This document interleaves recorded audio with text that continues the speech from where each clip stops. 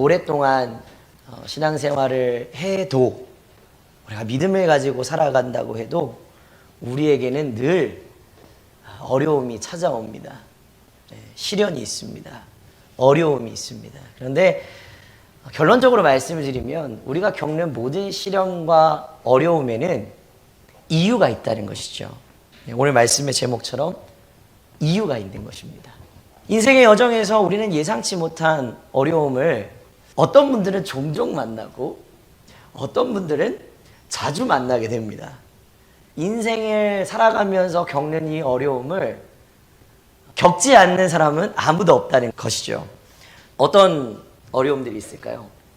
질병, 경제적인 어려움, 인간관계 가운데 잘 풀리지 않는 어떤 그런 갈등, 그리고 사회적으로 불안하다 보니까 나도 똑같이 불안해지는 어떤 불안, 우울, 공황, 이런 것들, 우리에게 정말 큰 부담이 될 수 있는 어려움들, 시험이 됩니다. 자, 그런데 이런 고난과 어려움 가운데에서 우리는 종종 하나님께서 왜 이런 어려움을 우리 가운데 주시는가 의문을 가지게 됩니다. 성경에서는 분명히 이렇게 기록하고 있죠. 시험은 단순히 우리를 괴롭게 하기 위해서 주어지는 게 아니다. 우리의 믿음을 연단하고 성숙하게 하는 하나님의 도구다라는 것을 성경에서는 분명히 알려주고 있습니다. 자, 하나님께서는 우리에게 시험을 주시는 것, 어려움을 주시는 것, 또 아픔을 주시는 것, 그 모든 것들을 통해서 하나님 앞에 더 온전하고 또 굳건한 믿음을 갖게 되기를 원하시기 때문에 시험도 고난도 우리에게 주신다는 것입니다. 그래서 하나님께서는 우리가 이 시험을 통해서 더 온전하고 굳건한 믿음의 사람이 되기 위해서 우리 가운데 여러 가지 상황들을 허락하시고 그 모든 것들을 이길 수 있는 능력과 힘과 지혜를 우리 가운데 허락해 주신다. 그런 믿음을 가지고 그 모든 것들을 이겨내고 또 승리하고 또 감사함으로 하나님 앞에 영광을 돌리는 저 여러분 모두가 되시기를 부탁을 드립니다. 자, 오늘 말씀을 통해서 이 믿음의 시험이 우리의 신앙 여정에 어떤 의미를 가지고 있는지, 또 어떤 가치를 지니고 있는지, 또 그 시험 가운데서 우리가 어떻게 하나님께 영광을 돌리며 살아갈 수 있는지 한번 생각해 보고자 합니다. 베드로전서 1장 6절과 7절 말씀을 읽었는데, 사도 베드로가 너희가 이제 여러 가지 시험으로 말미암아 근심한다고 이야기하지만 그 앞에 단어를 주목하셔야 됩니다. 잠깐 근심하게 되지 않을 수 없으나, 우리가 겪는 이 시험은 잠깐이라는 것입니다. 그러나 그 뒤에는 어떤 결과가 올까요? 오히려 크게 기뻐하는도다. 시험이 오지만 잠깐 있는 그 시험을 이겨내면 그 다음에는 크게 기뻐할 날이 온다는 것입니다. 너희 믿음의 확실함은 불로 연단하여도 없어질 금보다 더 귀해서 예수 그리스도께서 나타나실 때에 칭찬과 영광과 존귀를 얻게 할 것이니라. 우리가 이 시험을 이기고 난 이후에 오는 것은 하나님이 우리 가운데 주시는 칭찬, 하나님의 영광을 드러내는 삶, 하나님 우리를 존귀케 하시는 삶으로 변화되어진다는 것이죠. 그러므로 이 시험을 통해서 우리가 알게 되는 것은 우리의 믿음이 얼마나 깊은지를 이 시험을 통과하면서 알게 되는 것이죠. 자, 시험은 우리의 믿음이 하나님 앞에서 얼마나 진실한가, 우리의 믿음이 하나님 앞에서 얼마나 순수한가, 얼마나 하나님을 내가 진정으로 신뢰하고 있는가를 드러내게 하는 아주 중요한 방편이 됩니다. 순금이 되기 위해서 뭐가 필요합니까? 불이 필요한 거예요. 뜨거운 불이 필요합니다. 뜨거운 불에서 불순물이 제거되어서 정결한 금이 되는 것처럼 우리의 믿음도 시험 속에서 불순물이 제거되고 더 깨끗해진 신앙으로 하나님께 나갈 수 있다는 것이죠. 고난을 통해서 우리는 우리의 약함을 깨닫게 되는 것입니다. 그리고 그 약함을 내려놓고 하나님을 의지하는 그 믿음을 더 단단히 다질 수 있게 되는 줄로 믿습니다. 자, 예수님께서 마태복음 13장 20절에 21절에 이 비유를 말씀하셨어요. 씨 뿌리는 비유인데, 돌밭에 뿌려진 씨는 말씀을 듣고 즉시 반응을 합니다. 받아들여요. 기쁨으로 받아들입니다. 그런데 그 속에 뿌리가 없어요. 그래서 환란이 오고 박해가 오면 그러니까 시험과 고난이 닥치면 믿음이 무너져 내린다. 흔들린다. 말씀하셨습니다. 자, 이것은 우리가 신앙생활을 하면서 여러분 스스로 돌아보셨을 때 흔히 경험하는 일이었죠. 시험이 오고 환난이 오면 흔들려요. 그 이유는 말씀이 깊이 뿌리 내리지 못했기 때문에. 이게 우리가 흔히 경험하는 현실적인 문제입니다. 신앙이 깊지 않을 때, 우리의 믿음의 뿌리가 깊지 않을 때 작은 시험에도 쉽게 흔들릴 수가 있게 되는 것이죠.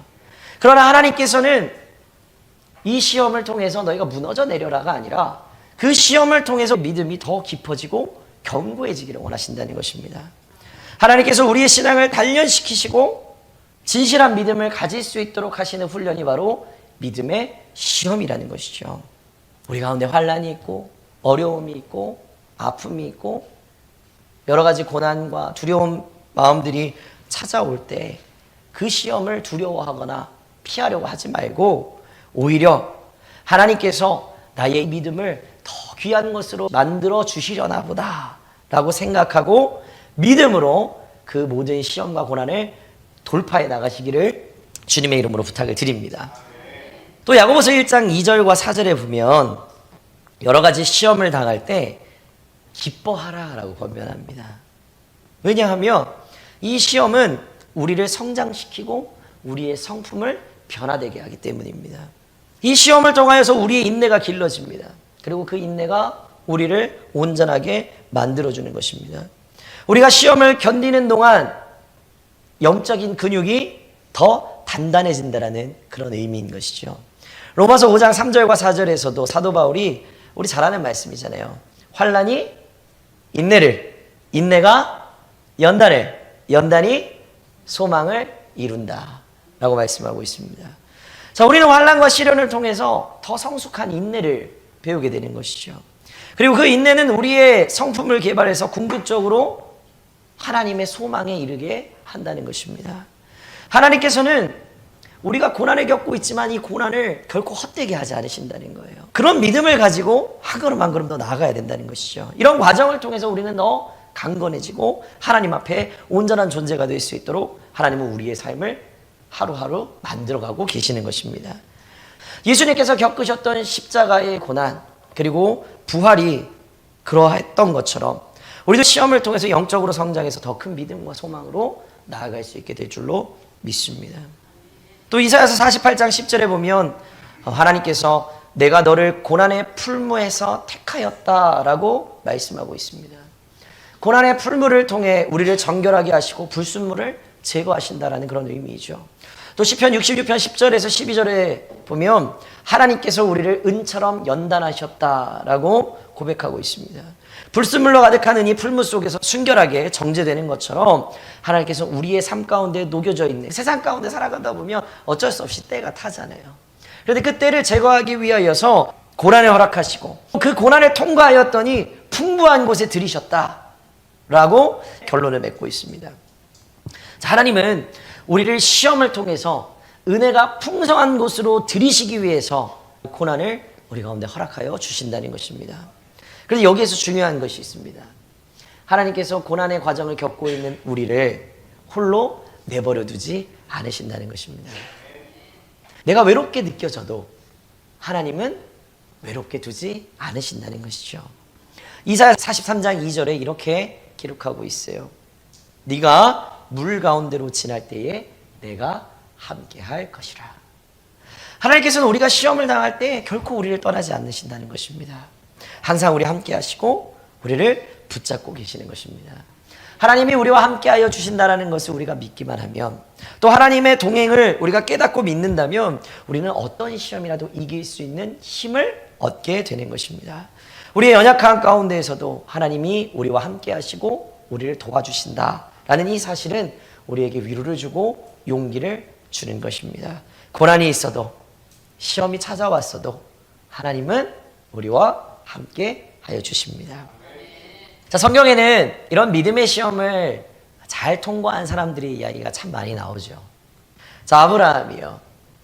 100세에 얻은 하나밖에 없는 그 사랑하는 아들을 번제물로 바쳐라 라는 명령을 받았을 때 아브라함의 반응은요, 한순간도 고민하지 않았습니다.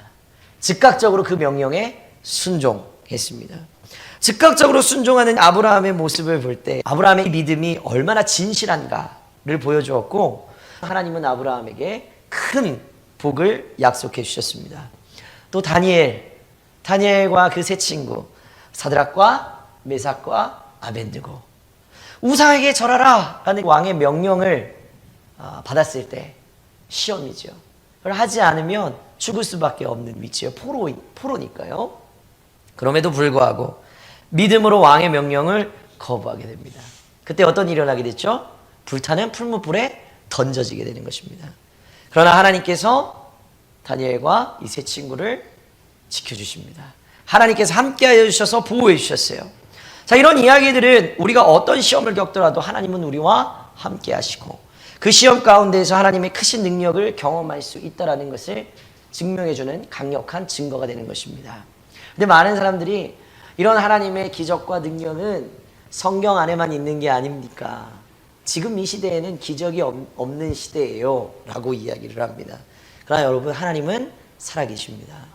이 시대에도 살아계셨고, 초대교회에도 살아계셨고, 또 우리 한국교회 60년, 70년, 80년대에도 살아계셨고, 지금도 살아계시고, 앞으로도 살아계십니다. 왜냐하면 하나님은 영원토록 동일하신 분이시니까요. 그런데 왜 기적이 일어나지 않을까? 여러분, 기적을 경험하셨습니까? 두 가지 이유가 있다고 저는 생각을 해요. 하나는 너무 큰 기적만 기대해요. 아주 사소한 기도의 제목이 응답되어져서 이루어지는 것도 하나님의 기적이에요. 그런데 우린 기적으로 생각하지 않아요. 그냥 당연한 거. 기도했으니까. 그런데 크게 받아들여야 돼요. 아주 작은 것도. 그리고 두 번째 이유는, 죄송합니다, 이렇게 표현해서, 배가 불렀어요. 우리 다니엘 기도회 지금 계속 하고 있는데 인도 선교사님이 간증을 하셨어요. 참 은혜를 많이 받았습니다. 인도에는 하나님 그렇게 역사하시고 왜 우리나라 지금은 역사하지 않으실까요? 제3세계의 분들은 해결할 수 있는 방법이 뭐밖에 없을까요? 기도밖에 없는 거예요. 예전에 한국에서도 병원 가서 치료받기가 너무 어려워서 해결할 수 있는 곳은 교회밖에 없는 거예요. 기도밖에 없는 거예요. 그래서 나와서 기도하니까 그 기도의 응답이 이루어지는 거예요. 그런데 우리는 하나님을 의지하지 않아요. 뭐를 의지하죠? 하나님은 80%의 기도를 원하지 않으세요. 80%의 그 간절함을 원하지 않으세요. 몇 %요? 100%의 간절함을 원하시는 거예요. 우리가 100%의 간절함을 가지고 기도할 때 반드시 하나님의 응답, 하나님의 기적이 이루어지게 될 줄로 믿습니다. 지금도 하나님 살아계십니다. 하나님 그렇게 우리 가운데 역사해 주실 줄로 믿습니다. 절박한 마음으로 기도하시기 바랍니다. 얼마나 간절한 마음을 가지고 기도하느냐, 그 기도 응답의 성패가 달려있는 것입니다. 절박하고 간절한 마음으로 기도하면 지금도 인도에서 살아서 역사하시는 하나님이 왜 우리 가운데 역사하지 않으시겠어요? 분명하게 역사하여 주실 줄로 믿습니다. 자, 그러면 우리 가운데 찾아오는 이 시험 가운데 우리는 어떻게 반응해야 될까요? 첫 번째는요, 그리스도의 고난에 동참함을 기뻐해야 된다는 것입니다.